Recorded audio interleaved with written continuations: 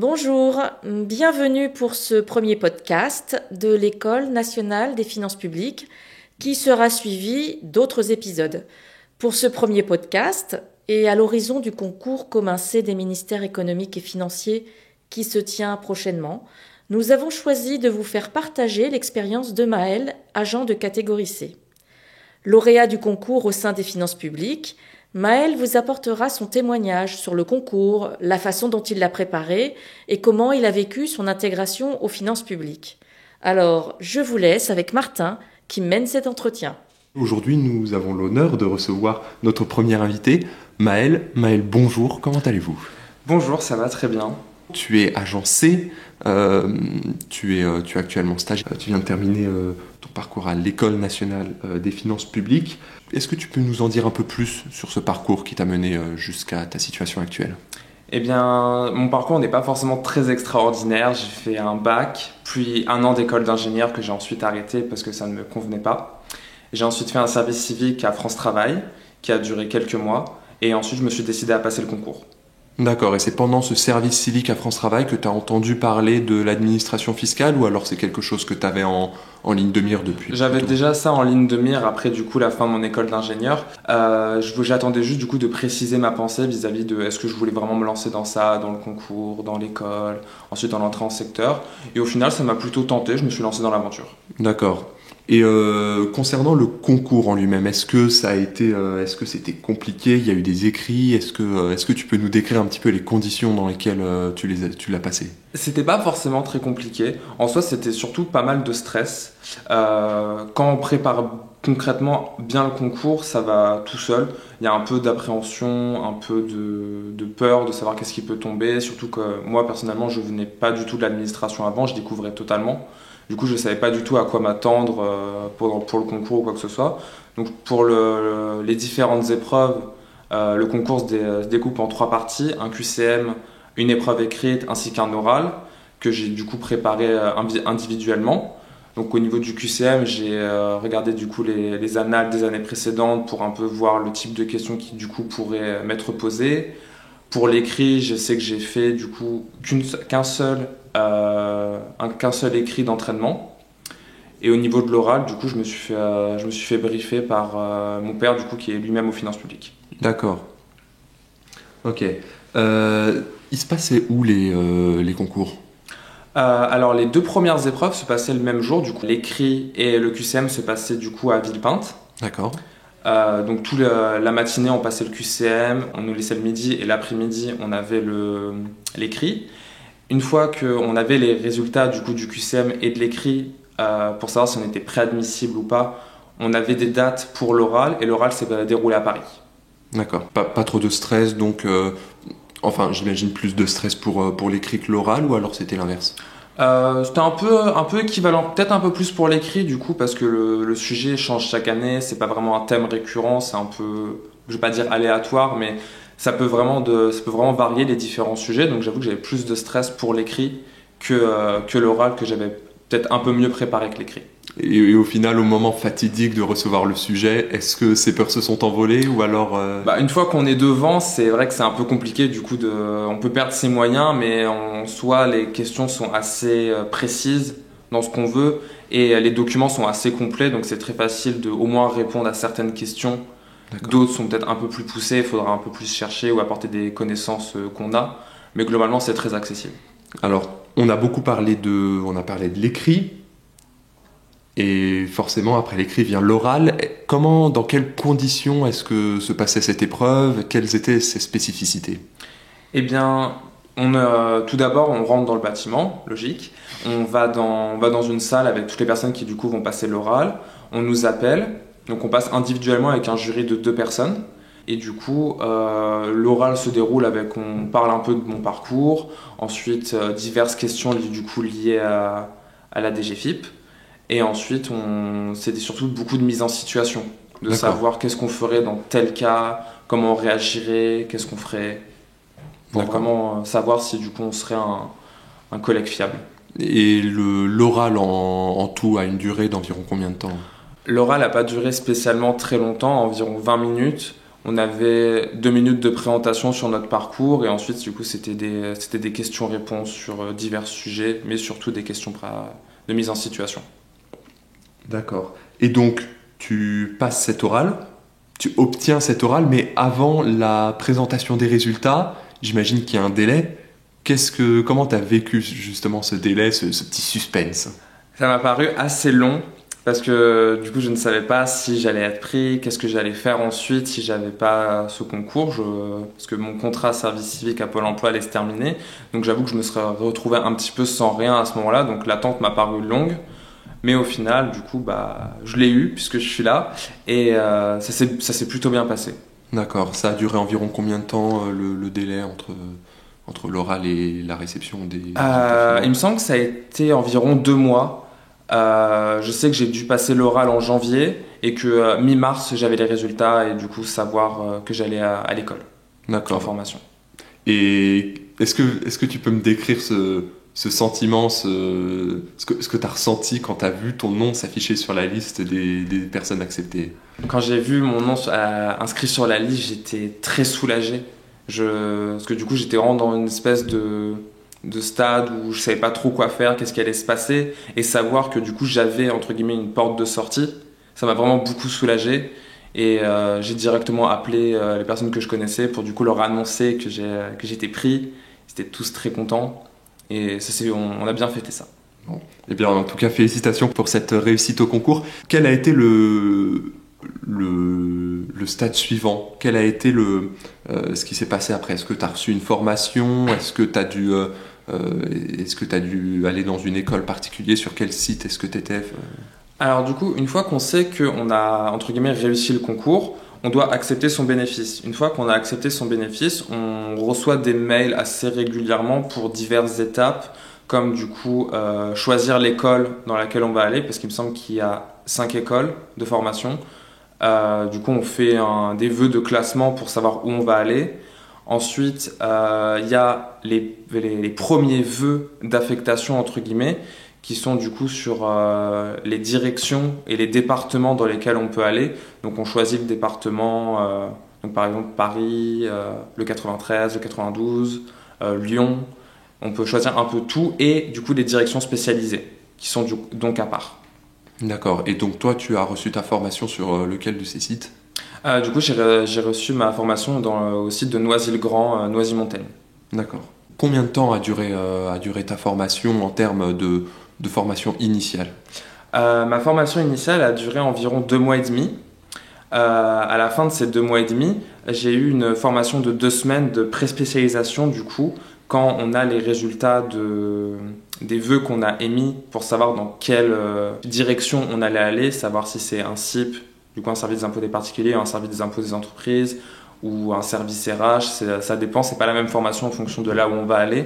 Du coup moi, ayant été en service des impôts des particuliers, j'ai eu 2 semaines de pré-spécialisation du coup à l'imposition des particuliers. D'accord, qui là se déroulait aussi sur le même site ou Exactement. Alors, d'accord. Donc 2 mois et demi de formation initiale, 3 mois environ en comptant la pré-spécialisation.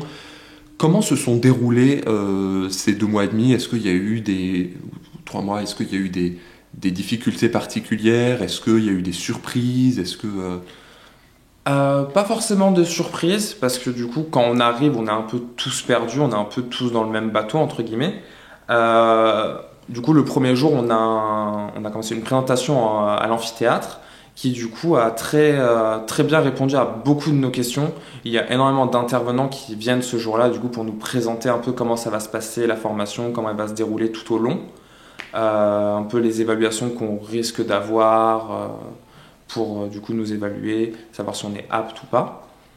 Mais globalement, ça s'est très bien passé et il n'y a pas eu de mauvaises surprises à signaler. D'accord. J'imagine également que tu as eu du coup un emploi du temps assez chargé pendant ces 2 mois et demi. Est-ce qu'il y a des domaines que tu as étudiés où tu t'attendais pas du tout, que tu n'avais pas du tout envisagé d'étudier? Est-ce qu'il y a eu des surprises sur tes apprentissages ou alors tu avais vraiment déjà tout bien quadrillé en termes d'attente? Alors du coup, vu que je venais totalement d'arriver dans l'administration, je ne savais pratiquement pas en quoi consistait entre guillemets la DGFiP, tous les métiers qu'ils pouvaient avoir. Et pendant ces 2 mois et demi, on voit vraiment un maximum de domaines différents. Du coup, on voit l'imposition des particuliers, l'imposition des entreprises, les revenus fonciers, et diverses choses comme ça que j'avais absolument pas connaissance. Mais elles sont toutes très bien amenées. D'autres sujets sont plus difficiles que les autres, évidemment, qui sont plus difficiles à appréhender quand on n'y connaît entre guillemets pas grand-chose. Mais tout est assez abordable parce que les professeurs du coup qui sont présents nous accompagnent bien, ils savent revenir sur les sujets. Globalement, l'enseignement s'est très bien passé. D'accord. Et donc, on arrive ensuite à la prise de poste cet été, après avoir terminé ta formation. Comment s'est passée la première journée? Quand tu arrives, il se passe quoi? Alors, la toute première journée, donc, j'arrive dans le bâtiment, je suis un peu perdu, normal. Et du coup, mon chef de service vient me récupérer avec mon groupe du coup d'autres stagiaires de l'ENFIP. Ils nous font un peu du coup le tour des bureaux, nous présenter les différents services, les différents du coup secteurs. À la fin de cette mini présentation des bureaux, on rejoint nos secteurs. Du coup, moi, en l'occurrence, secteur d'assiette. Donc, on parle avec les collègues. C'était vraiment une journée assez tranquille. On nous a appris un peu en quoi va consister ce qu'on va faire au quotidien, entre guillemets. Présenter les collègues, un peu apprendre à se connaître, parce que du coup, on va travailler ensemble tous les jours par la suite. Mais la journée a été assez tranquille. D'accord. Tu as parlé de secteur d'assiette. Je ne sais pas forcément ce que c'est. Je ne sais pas du tout ce que c'est même. Est-ce que tu pourrais me dire, parce que je suis complètement néophyte, est-ce que tu pourrais me dire ce à quoi ça correspond? Alors, les secteurs d'assiette, c'est du coup différents secteurs qui traitent l'imposition. Donc, on reçoit les déclarations, c'est nous qu'on les traite, qui du coup, entre guillemets, calculons, dit grossièrement, l'imposition des gens. On s'occupe aussi des réclamations que peuvent avoir les gens dues à leur imposition, aux remarques qu'ils peuvent nous faire pour savoir si on doit réétudier leur imposition, des choses comme ça.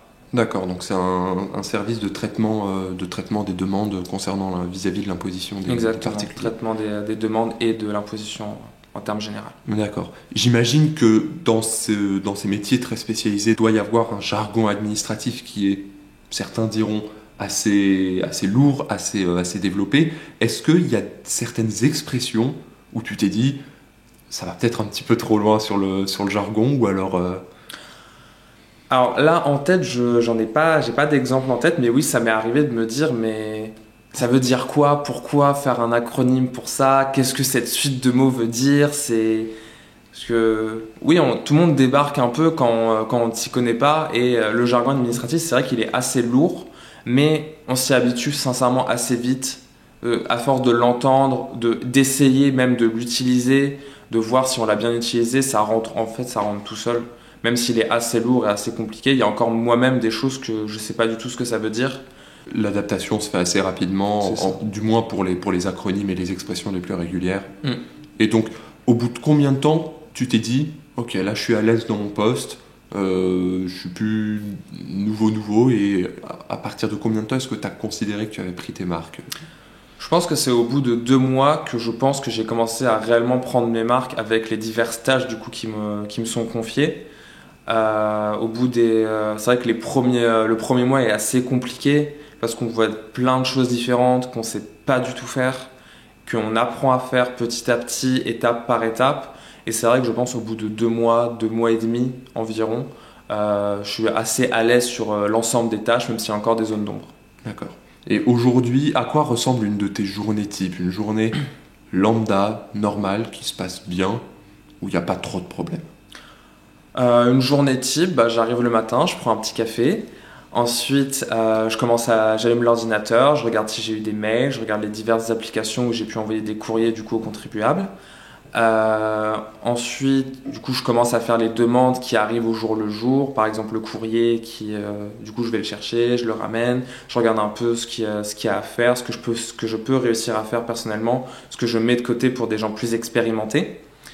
Je traite ça. Ensuite, le plus souvent, ça me prend environ un peu moins de la matinée, donc je réponds à des mails. Ensuite, c'est la pause du midi. Et l'après-midi, globalement, c'est en fonction de la demande de ce qu'il y a à faire à l'instant T. Ça peut varier, saisie de déclaration, réponse aux mails, demande de l'usager, ça peut vite varier. D'accord. Alors, tu avais parlé de prendre tes marques dans ton équipe, dans l'équipe et dans ton service où tu es. Quelle ambiance est-ce qu'il règne au travail en ce moment dans ton service?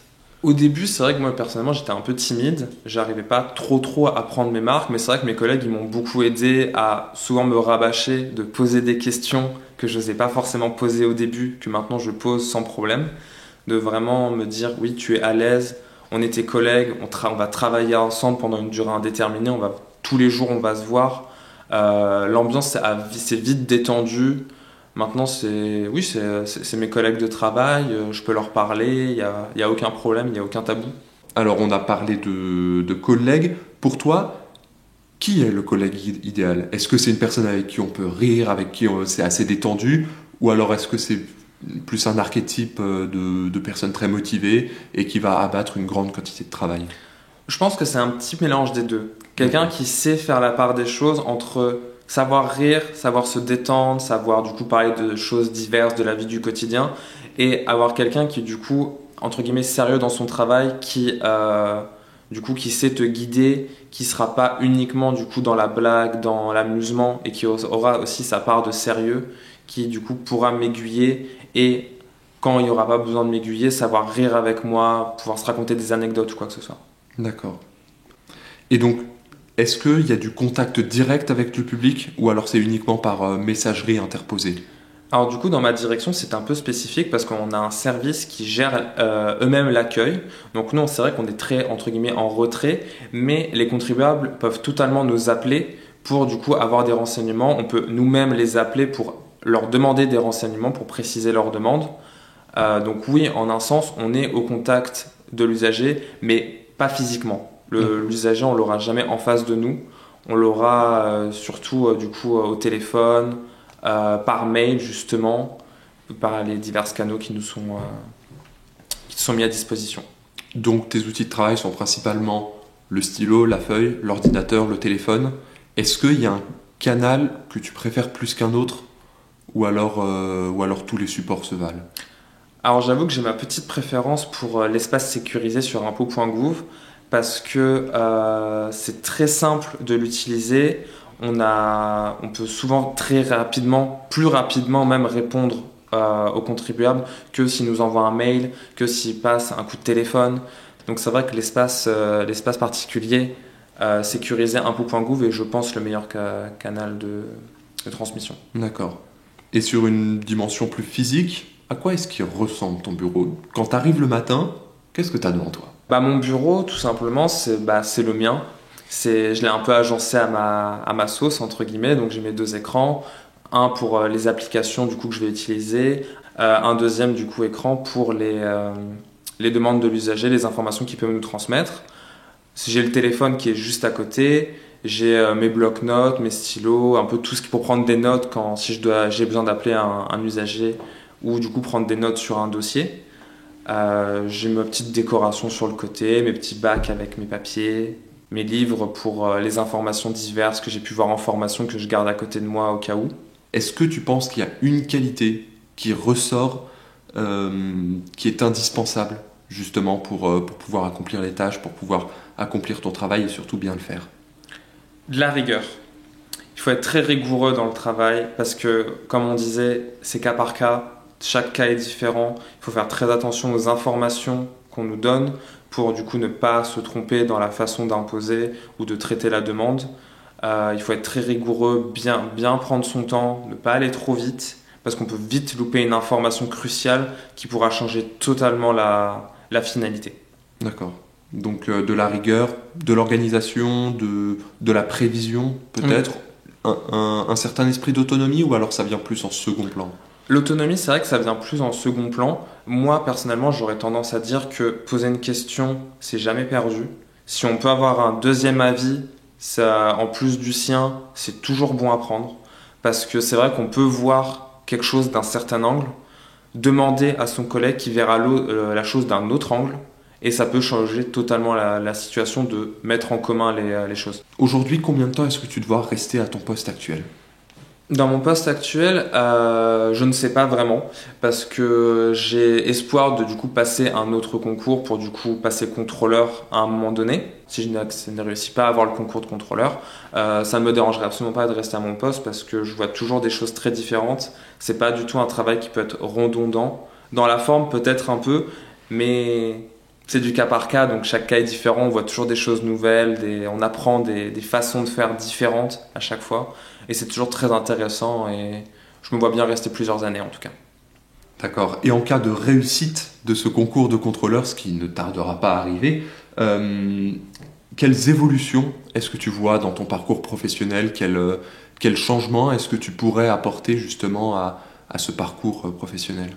Si je réussis le concours de contrôleur, je ne sais pas vraiment où je pourrais aller parce qu'il y a tellement de métiers différents aux finances publiques qu'avoir une idée précise de ce qu'on veut faire, c'est possible, mais on ne sait vraiment pas de quoi l'avenir est fait. Donc on ne sait pas réellement qu'est-ce qu'on pourrait apporter ou que ça se fera plutôt sur le tas, savoir comment on prend nos marques, qu'est-ce qu'on peut apporter à ce poste, ce qui pourra vraiment faire le travail au quotidien. D'accord. Et est-ce que, dans une optique plus personnelle, tu aimerais plus te spécialiser dans un domaine ou au contraire diversifier ton panel de compétences? Je pense que je serais plutôt dans une optique de diversifier mon panel de compétences, car il y a vraiment beaucoup de domaines qu'on peut toucher, qu'on peut même survoler, qu'on survole déjà énormément à l'ENFIP, mais qu'on revoit plus précisément du coup quand on est en poste. Et on voit plein de sujets différents qu'on ne comprend pas forcément, qu'on va renvoyer à des collègues qui sont dans d'autres secteurs pour que ce soit eux qui traitent parce qu'ils sont un peu plus spécialisés. Et ça ne me dérangerait pas du tout de du coup changer de poste, de rester au service d'impôt des particuliers, mais potentiellement de ne plus être en secteur d'assiette du coup, mais être plutôt en secteur qui va plutôt traiter les demandes ou qui vont être plus en relation avec l'usager, voire un maximum de choses. D'accord. Mettons que quelqu'un aujourd'hui hésite à rejoindre les finances publiques, mais qu'il n'ose pas. Qu'est-ce qu'il faudrait qu'il fasse? Qu'est-ce qu'il faudrait lui dire pour déclencher justement cette action?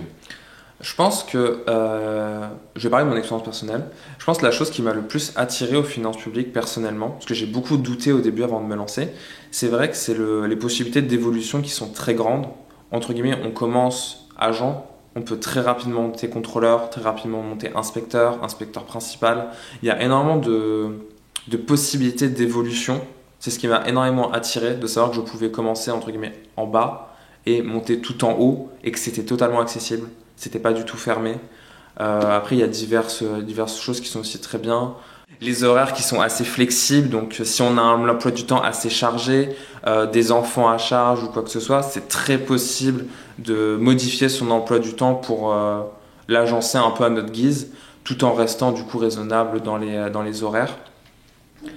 Donc ouais, si je devais dire à quelqu'un rejoins les finances publiques, c'est s'il y a d'énormes possibilités d'évolution, les horaires sont très flexibles et on s'ennuie pas. D'accord. Et donc cette flexibilité et ces possibilités d'évolution, c'est là justement la force des finances publiques, c'est que c'est combiné à une stabilité de l'emploi qu'on trouve assez peu ailleurs. Oui, c'est vrai que moi personnellement, quand j'ai recherché du travail avant de me lancer dans les finances publiques, c'était j'ai essuyé beaucoup de refus ou des demandes du coup de CDD mais qui duraient pas très longtemps. 2 mois grand maximum, donc 2 mois après je me retrouve dans la même situation de devoir chercher un travail.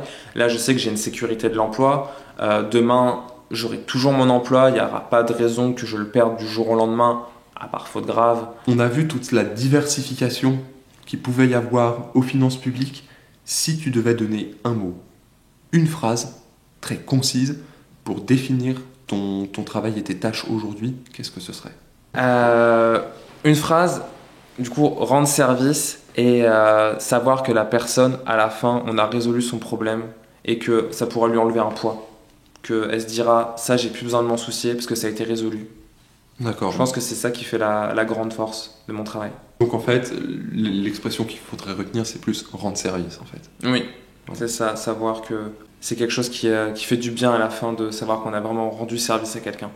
Et donc ce service, c'est un petit peu ce qui donne tout son sens à ton travail, à ton poste. C'est quelque chose que tu ressens au quotidien? Oui, parce que c'est vrai que quand je réponds à des demandes, souvent j'ai des retours des gens qui du coup me remercient de les avoir aidés parce que ça les stressait, ça les préoccupait de savoir que ce problème était là, que j'ai pu le résoudre avec leur aide de ce qu'ils ont pu me fournir comme information et qu'à la finalité ils soient soulagés. C'est vrai que c'est une satisfaction personnelle. Bien, mesdames et messieurs, merci de nous avoir écoutés. J'espère vous retrouver pour de futurs épisodes. Et puis, je souhaite toute la chance à Maël qu'il peut avoir pour son évolution professionnelle. N'hésitez pas à nous poser des questions sur les réseaux sociaux ou en tout cas réagir. Et puis, je vous dis à une prochaine fois. À une prochaine fois.